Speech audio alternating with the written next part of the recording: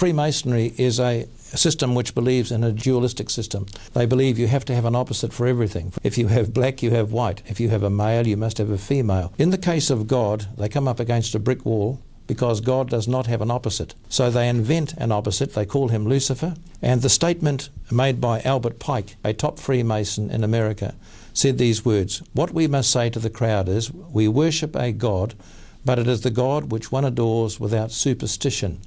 To you sovereign grand inspectors general we say this, and you may repeat it to the brethren of the 30th, 31st and 32nd degrees.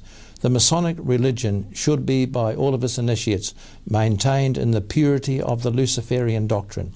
If Lucifer were not God, would the God of the Christians bother to spread false and harmful statements about him? Yes, Lucifer is God. But then he goes on to say Adonai is also God, unfortunately. And then he said there must be two gods to bring about perfection, you see. And then they change the roles of these gods. They say Adonai is the dark side of God and Lucifer is the God of light and brightness.